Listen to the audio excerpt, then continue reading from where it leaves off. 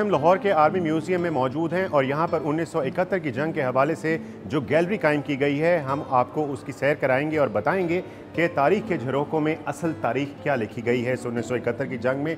सबसे पहले आप जब गैलरी में दाखिल होते हैं तो 1971 की जंग से मुतल्लिक़ ये यहाँ पर बोर्ड नस्ब है, जिसमें ये बताया गया है कि अफ़वाज पाकिस्तान के हौसलों को पस्त करने के लिए 93,000 जंगी कैदियों की मुबालगा आमेज़ कहानी घड़ी गई। पाकिस्तानी फ़ौज की तादाद भारतीय कैंपों में हरगिज़ 40,000 से ज़ायद न थी। इनमें तकरीबन 30,000 से 32,000 का ताल्लुक पाकिस्तान आर्मी, तकरीबन 5,000 से 6,000 सिविल आर्म्ड फोर्सेस, कलील तादाद में फ़िज़ाई बहरी, कुछ तादाद पुलिस के अफराद और महदूद तादाद में सिविलियन थे। तो ये वो पहला स्टेप है। जब आप 1971 की गैलरी में दाखिल होते हैं तो आपको मालूम होता है कि भारत ने किस तरीके से 93,000 जंगी कैदियों की जो है वो कहानी घड़ी और वो सुनाई जाती है।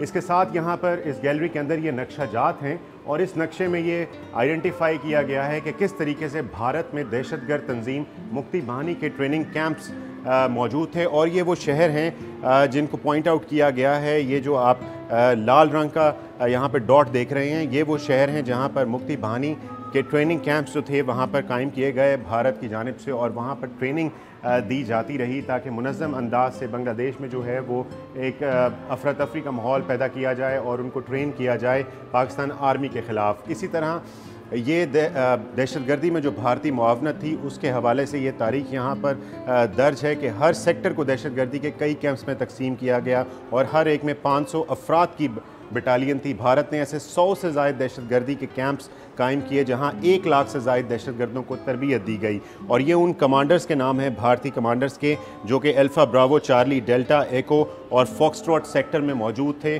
और ये कौन कौन से ब्रिगेडियर थे, उनको जो कमांड कर रहे थे मुक्ति बाहिनी के दहशतगर्दी के कैंप्स को जो ट्रेनिंग कर रहे थे, ये उन ब्रिगेडियर्स के, भारतीय ब्रिगेडियर्स के नाम यहाँ पर मौजूद हैं। ये जो नक्शा है ये भी बहुत ज़्यादा इंटरेस्टिंग है इस हवाले से कि ये बताया गया है कि 1971 में मशरक़ी पाकिस्तान में पाकिस्तान के हामियों की नस्ल कुशी किस तरीके से की गई। और ये जो मैप आप देख रहे हैं यहाँ पर ये जो डॉट्स हैं ये उन शहरों के नाम है जहाँ पर प्रो पाकिस्तानी को जो पाकिस्तान के हामी थे उनकी नस्ल कुशी वहाँ पर की गई। और ये भी रेफरेंसेस भी यहाँ पर लिखे गए हैं कि behind the myth of 3 million, और इसी तरह पीटर गुल, पाकिस्तान होल्ड्स टुगेदर, जो उन्होंने अपने टेलीग्राफ में छपा उनका मजमून, उसके हवाले से। और ये तमाम तर जो रेफरेंसेस हैं लिखे गए हैं। मिसाल के तौर पर जो ये एक डॉक्टर अब्दुल मोहन चौधरी जो कि बांग्लादेशी स्कॉलर हैं, उनका रेफरेंस दिया गया है कि मशरक़ी पाकिस्तान में मौजूद फ़ौज के आला ओहदेदारों ने कभी ये दावा नहीं किया कि अलहदगी पसंदों को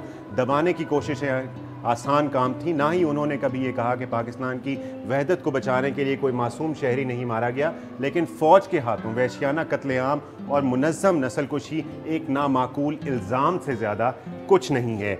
अब आगे चलते हैं। ये वो ईस्टर्न फ्रंट है जहाँ पर जो है वो बताया गया है कि कौन शख्स जो है वो किस मौके पर क्या बयान देता रहा। सबसे पहले ये भारतीय वज़ीर-ए-आज़म इंदिरा गांधी 30 नवंबर 1970 को कहती हैं कि भारत ने कभी भी पाकिस्तान के वजूद को तस्लीम नहीं किया। भारतीय रहनुमाओं में हमेशा इस बात पर इत्तफाक था कि पाकिस्तान कभी भी मार्ज़ वजूद में नहीं आना चाहिए था और पाकिस्तानी कौम के वजूद का कोई हक नहीं। ये बयान कोट किया गया है इस गैलरी में।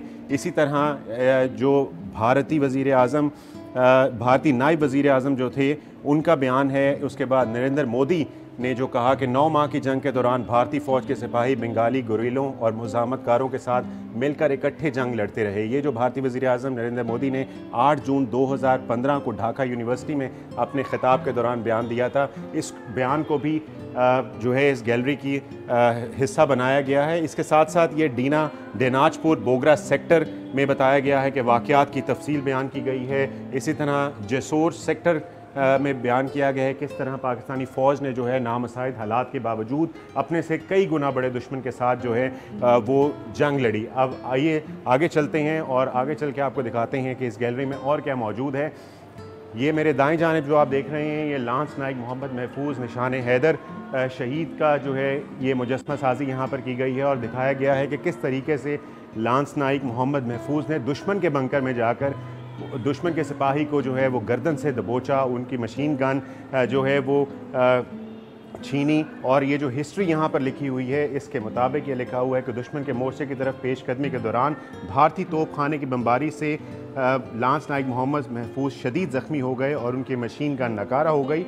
उन्होंने ज़ख्मों से बहुत ज़्यादा खून बह रहा था और खाली हाथ थे, मगर उन्होंने दुश्मन के मोर्चे पर हमला किया, उसके गनमैन को मोर्चे से घसीट कर बाहर निकाला और उसको गर्दन से दबोच लिया। कई भारतीय फौजी उन पर झपट पड़े और उन्होंने संगीनियों से बार बार हमले किए, मगर उन्होंने गनमैन की गर्दन ना छोड़ी और उससे वासिले जहन्नुम किया। बाद अज़ां उन्होंने जाम शहादत नोश किया। भारतीय कमांडिंग ऑफिसर ने लांस नाइक मोहम्मद महफूज की बहादुरी को खिराज तहसीन पेश करते हुए कहा कि मैंने अपनी ज़िंदगी में इस तरह का बहादुर जवान कभी नहीं देखा।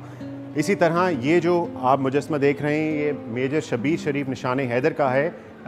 इसके बारे में कहा जाता है कि मेजर शबीर शरीफ निशान हैदर को जो है वो चैलेंज किया। जिस सेक्टर में वो जंग लड़ रहे थे, उस सेक्टर के जो मेजर थे भारतीय फ़ौज के, उन्होंने चैलेंज किया और मेजर शबीर शरीफ को रोका भी गया कि वो आगे पेशकदमी ना करें। ये दुश्मन का एक टैक्टिक्स हो सकता है उनको बुलाने के लिए, लेकिन उन्होंने ये ना मानी और उन्होंने कहा कि मुझे चैलेंज किया गया है तो मैं जाके लड़ूंगा। भारतीय मेजर जो थे उनके और मेजर शबीर शरीफ के दरमियान जो थी वो बहुत ज़्यादा हाथापाई हुई, लड़ाई हुई और मेजर शबीर शरीफ जो है उसकी स्टेन गन छीनने में कामयाब हुए और फिर उन्होंने इस भारतीय फ़ौजी मेजर को हलाक कर दिया। ये मेजर शबीर शरीफ निशान हैदर की एक मुकम्मल तारीख़ यहाँ पर चस्पा है, जो देखने वालों को आना चाहिए आर्मी म्यूज़ियम और पढ़नी चाहिए। इसी तरह ये ईस्टर्न फ्रंट पर जो फॉर्मेशन और यूनिट्स का और पाकिस्तान आर्मी एविएशन का जो किरदार रहा, ये उसकी तारीख़ यहाँ पर नस्ब है। इसी तरह डिफेंस ऑफ ढाका एयरफील्ड का जो है वो यहाँ पर तारीख़ नस्ब की गई है। इसके साथ साथ यहाँ पर जो lieutenant colonel Sultan Ahmed Sitara Jurat and bar है, इनका क्या अहम रोल था जमालपुर, कमालपुर और हलोग्राट सेक्टर में, ये तमाम तर तारीख़ यहाँ पर मौजूद है और बताई गई है। इसी तरह मेजर मोहम्मद अकरम शहीद निशान हैदर, क्योंकि हिली सेक्टर में जो है वो बहुत ज़्यादा जंग हुई थी और बहुत ज़्यादा अहम सेक्टर था ये 1971 में, तो इसकी तारीख़ भी यहाँ पर चस्पा की गई है, जो कि मैं आपको ब्रीफली बताता हूँ कि ये क्या लिखा हुआ है।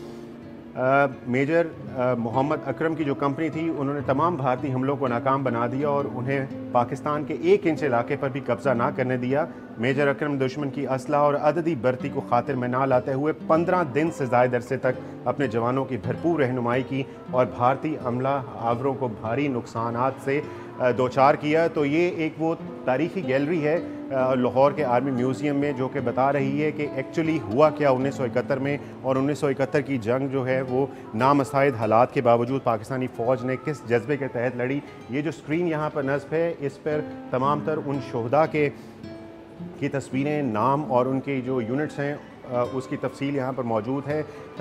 पाकिस्तान फ़ौज के मुताबिक 4000 से ज़ायद शोहदा ने जो है जाम शहादत नोश किया इस 1971 की जंग में। उसमें सिपाही से लेकर और पाकिस्तानी फ़ौज की मदद के लिए जो सिविलियंस थे उनसे लेकर बड़े जो अफसर थे, उन्होंने जो है वो शहीद हुए इस जंग को लड़ते हुए। इसके साथ साथ ये जो असलहा आप यहाँ पर देख रहे हैं, ये एक पूरी शोकेस बनाई गई है यहाँ पर। ये तमाम तर वो असलहा है जो कि 1971 की जंग में इस्तेमाल किया गया। इसमें रिवॉल्वर से लेके पिस्टल से लेके फ्लेयर सिग्नलिंग पिस्टल से लेके ऑटोमेटिक राइफ़ल्स और तमाम तर वो असला है जो कि इस्तेमाल हुआ उस जंग के अंदर। इसमें स्मॉल लाइट मशीन गन्स भी हैं दिखाई गई हैं और ये बताया गया है कि अगर आप इसमें गैलरी को देखते हैं तो आपको महसूस ये होता है कि 1971 में, चूँकि उस टाइम जो बहुत ज़्यादा जो है जदीद असलहा मौजूद नहीं था जो आज के दौर में है, लेकिन उसके बावजूद भी इसको कैसे इस्तेमाल किया जाता रहा। तो ये एक असलहे की एक पूरी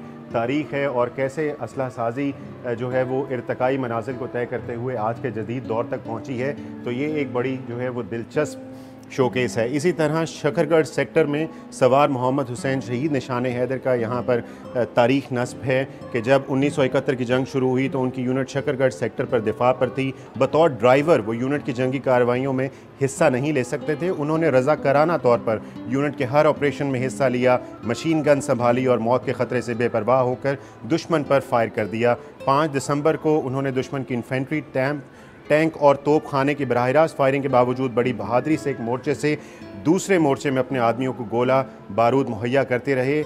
इसी तरह ये सारी जो है वो उनकी लिखी गई है तारीख़। 10 दिसंबर दिन के 4 बजे जब वो अपने आरआर के दस्ते को दुश्मन के टैंकों की दुरुस्त निशानदही करवा रहे थे, तो दुश्मन के टैंक की मशीन गन का एक ब्रस्ट उनके सीने पर लगा और उन्होंने जाम शहादत नोश किया। सवार मोहम्मद हुसैन शहीद को जंग के दौरान उनकी बहादरी और बेमिसाल जुर्रत पर पाकिस्तान के आला तरीन फ़ौजी एजाज़ निशान हैदर से नवाजा गया, चूँकि उन्होंने बिल्कुल सही आइडेंटिफिकेशन की थी कि किस जगह पर दुश्मन के टैंक्स मौजूद हैं और उनकी इस निशानदही की वजह से जो है वो दुश्मन को बहुत ज़्यादा नुकसान उठाना पड़ा। तो ये 1971 वॉर की गैलरी है जो आर्मी म्यूज़ियम में इस वक्त आप देख रहे हैं। ये एक बहुत जो है वो दिलचस्प कॉर्नर है जहाँ पर ये बताया गया है कि ये जो भारतीय फ़िज़ाइया के SU-7 तैयारे का ये वो पिछला हिस्सा है जिसको 52 electrical and mechanical engineers battalion ने नारोवाल के करीब मार गिराया था, क्योंकि 2 एंटी एयरक्राफ्ट गन्स वहाँ पर मौजूद थी, क्योंकि ताकि फ़ौजियों की जो मूवमेंट है उसमें कोई खलल ना आए, उसमें कोई रुकावट ना आए। तो ये जब SU-7 भारतीय फ़िज़ाइया का वहाँ पर आया तो इसको एंटी एयरक्राफ्ट गन ने पाकिस्तान फ़ौज की इंगेज किया और वो अल्टीमेटली जो है वो पाकिस्तानी हदूद में गिरा और इसके नतीजे में फ़्लाइट लेफ्टिनेंट TS ननंदास जो थे वो हलाक हुए भारतीय फ़िज़ाइया के। तो ये कॉर्नर जो है, अगर ये कहा जाए कि 1971 की जंग हो और पाक फ़ौज का पाकिस्तान भारतीय फ़िज़ाइया के साथ मुकाबला हो या 27 फरवरी 2019 हो, तो अभिनंदन को पाकिस्तान जो है वो गिरफ़्तार करे और उसका मलबा यहाँ पर गिरे, तो 1971 हो या 2019 भारतीय फ़िज़ाइया के जंगी जहाज़ों का मलबा जो है वो आपको पाकिस्तान में ही मिलेगा।